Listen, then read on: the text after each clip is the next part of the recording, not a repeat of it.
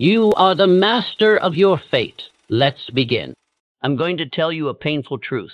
You, right now, are likely the single greatest obstacle standing between you and the life you desire. Not your boss, not your circumstances, not your past. It's you. It's that voice that whispers for you to hit the snooze button.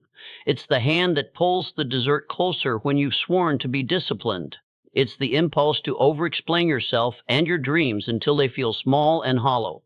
This is not a personal failing, it is a common human affliction. But like any affliction, it has a cure. In this video, I'm going to show you the hidden reasons. You keep tripping yourself up. I'll reveal what this destructive pattern is, really, costing you, how it's rooted in something you were taught, not something you were born with, and before we end, I will give you the one principle that finally breaks the loop and puts you back in command of your destiny. I'm going to tell you a simple truth. We are the only creature on this earth that so deliberately and consistently works against its own best interest. I have watched men with all the talent in the world, with perfect plans on paper, dismantle their own success brick by brick. They would stand in their own way with the same fervor a person uses to fight for their life. The problem is that this self-sabotage doesn't always feel like a punishment. Sometimes it feels like a relief. It's a retreat from a fight you're afraid you might lose. It's the comfort of the familiar, even if the familiar is a cage you built yourself. I want you to be brutally honest with yourself right now. Think about your life. Name one small, consistent way you've been working against yourself lately. Just one. Say it out loud. Acknowledge it. It's the first step toward freedom. I'm going to ask you a direct question. What is your definite purpose for today, for this week? If you can't name it, you're already in a state of drift. Your mind, left to its own devices, will not drift toward progress. It will drift toward ease, toward the familiar. I learned this when working with Andrew Carnegie. One afternoon, he was describing a plant foreman he had to let go. This man wasn't a malicious worker. He simply drifted. He would get distracted by the little things, never holding a firm line on his main objective. He was a perfect example of a man without a definite purpose, and without that purpose, the current of ease simply carried him backward. Understand this. Self-sabotage isn't a grand, complex conspiracy. It is the natural consequence of an undirected mind. It is the path of least resistance. You can't expect to fight a war without a strategy, and you can't expect to build a life of purpose without a plan. I'm going to tell you something you need to hear. The man you believe is your worst enemy isn't who you think he is. We often feel we're our own worst enemy, but that's not quite right. We are simply listening to a voice that isn't our own, a voice from the past. I remember a boy who was constantly criticized for his work. "It's not good enough," his father would say. "You miss this." When that boy became a man, he had incredible plans, but he never finished them. He'd get 90% of the way there, then stop. Why? Because a part of him was terrified of the final judgment. He was still waiting for the same criticism he'd heard as a child. He was his own worst critic, but that critic was just a recording from someone else. You are simply replaying their script, word for word. This voice, this relentless inner critic, is not your true self. It's a collection of old fears and old doubts that you adopted long ago. The first step to silencing it is to recognize it. Listen to that voice when it speaks. Where have you heard those words before? I'm going to reveal another painful truth. The mind is a master of illusion. It would rather fail with a good excuse than succeed without one. Have you ever worked on a project, a dream, a goal, only to get it 90% of the way to completion and then stop? The procrastinator isn't lazy, he is afraid. He knows that as long as the work remains undone, he is still a person of potential. As soon as the work is finished, he has to face the cold, hard result. What if it isn't perfect? What if people don't like it? That fear of judgment can become a much bigger burden than the task itself. I remember a brilliant inventor I knew who would spend years perfecting an idea in his mind, but would always find a reason not to take it to market. I once confronted him on this. He told me, "What if it fails? Then I'm a failure."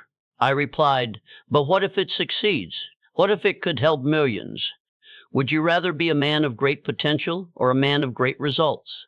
So I challenge you, what big project or dream are you keeping in the almost phase? Be honest. The comfort of the almost is a prison you built with your own hands. Let's get to the heart of the matter. We continue to sabotage ourselves because In some strange way, it feels safe. We trade the possibility of great success for the certainty of a known struggle. The mind says, if I stay here, even if it's painful, at least it's a pain I know. Think about it. The fear of what people will say if you fail can be so overwhelming that you'd rather never try at all. The discomfort of an unknown future, one filled with new challenges and new expectations, often outweighs the pain of staying stuck. So you retreat, you procrastinate, you create a new obstacle. This self-sabotage is a misguided survival strategy. It's an attempt to avoid a more terrifying unknown. But let me ask you this. What is truly safer? Remaining in a life of regret, where you constantly wonder, what if? Or stepping into the arena, risking failure, but gaining the certainty that you gave it everything you had?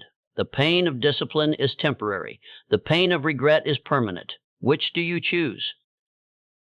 I want you to see this pattern for what it is, a self-defeating loop.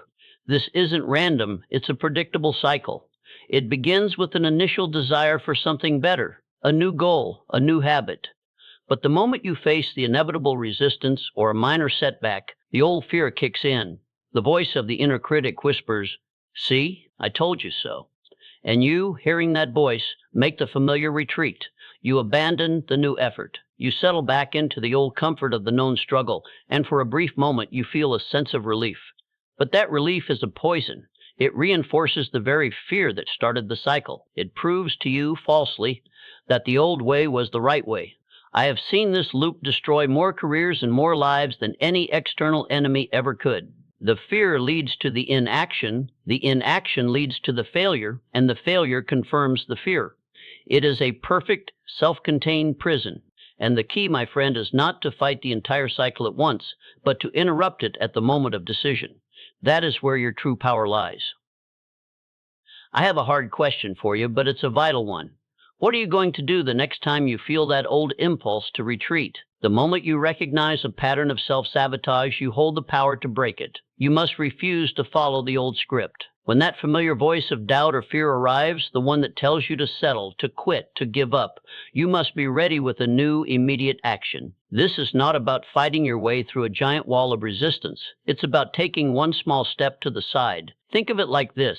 A river will always flow in the path of least resistance.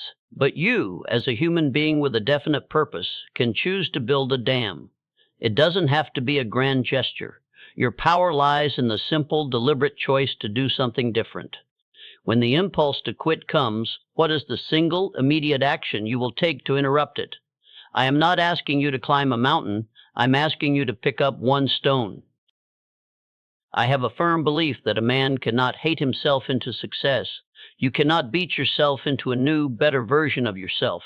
The old ways of self-discipline, brutal, unyielding, do not work. You must become your own partner. You must treat yourself with the same firm yet compassionate guidance you would give a trusted friend or a beloved child. Think of it this way. When a person you care about makes a mistake, do you tear them down? Do you call them a failure? No. You say, "That was a misstep. Let us learn from it. Now let us return to the work." This is how you must speak to yourself. This is how you build a powerful, unwavering inner partnership. I learned this from my dear friend Henry Ford. He was relentless in his pursuit of perfection, but he wasn't cruel to his team. He understood that a man works better when he feels he is a trusted part of a greater mission, not a slave to a tyrannical master. You must adopt this same mentality with your own mind. Hold yourself accountable, not with a whip, but with a promise. I'm going to give you a principle that will feel so simple you may dismiss it, but do not. This principle is the very key that unlocks the prison you have built for yourself. I call it the 1% rule. The average man wants to leap from the bottom to the top. He dreams of a grand, sweeping transformation. He promises himself he will lose 20 pounds tomorrow. He will work 16 hours a day starting Monday. This thinking is noble, but it is also a fantasy. Your mind and your body resist sudden, violent change. They fight back. They retreat to the familiar. And in that retreat, the cycle of self-sabotage begins anew. The man who truly succeeds does not try to change everything at once. He commits to a single, small, almost insignificant improvement every day, just 1% better. He does not say, "I will write a book today." He says, "I will write one sentence today." He does not say, I will build a great company. He says, I will make one more call than I did yesterday. This is not a rule for the weak. It is a law for the wise. The power of this principle is that it builds momentum, not resistance.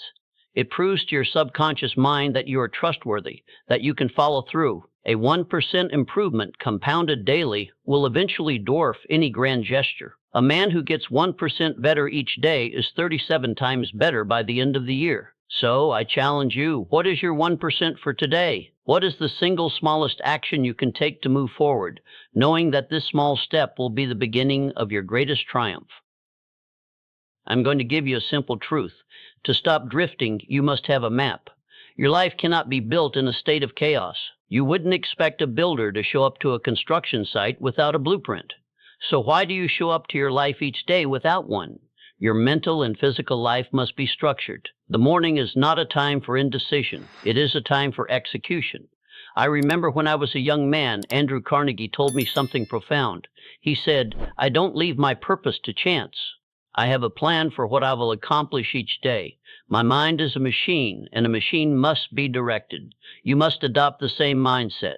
You can no longer rely on your feelings or vague intentions. You must define the day before it begins. So, here's your challenge. I want you to write down your first 3 actions for tomorrow morning before you go to bed tonight. Your life is waiting for you to give it direction. I'm going to give you a secret that will change how you see yourself. Your mind responds to proof, not hope. You can tell yourself that you are disciplined, capable, and worthy of success 1,000 times, but it is a single, small action that finally convinces your subconscious mind. Do not wait for a grand victory to feel proud. Find the victory in the small act of discipline, the moment you chose to say no to the familiar and yes to the new. That moment you chose to do the difficult thing instead of the easy one, even for just 5 minutes. That small victory is more powerful than any motivational speech. It plants the seed of a new belief. So, I challenge you, today, do one small thing you said you would do, and when it is done, take a moment to acknowledge that you did it. Celebrate that small win. Don't let it pass unnoticed. Because it is through these small wins that you will build the momentum necessary to break the cycle of self-sabotage and build a life of undeniable success. I have given you a look into the true nature of self-sabotage, but a truth that is not acted upon is a lie. You have a choice. You can remain the great obstacle in your own life, or you can become the greatest ally. I have shown you that this is not a flaw in your character. It is a habit of your mind, and habits, for good or ill, can be broken. The past does not have to define your future. You are not a victim of your old thoughts, your old patterns, or your old failures.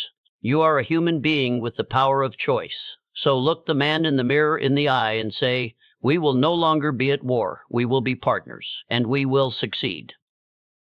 Key takeaways. 1. Self-sabotage is often a retreat from a fear of failure or judgment. 2.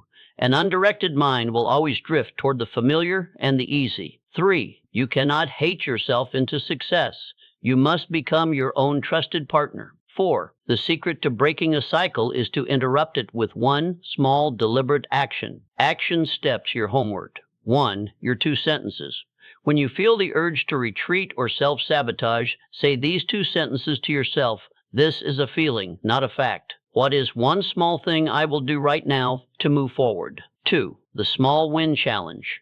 Before the end of the day, do one small productive task you've been putting off. Do not wait for motivation. Simply do it. 3. The blueprint. Tonight, before you go to bed, write down the single most important action you will take in the morning. Remember, your success begins the moment you decide to act.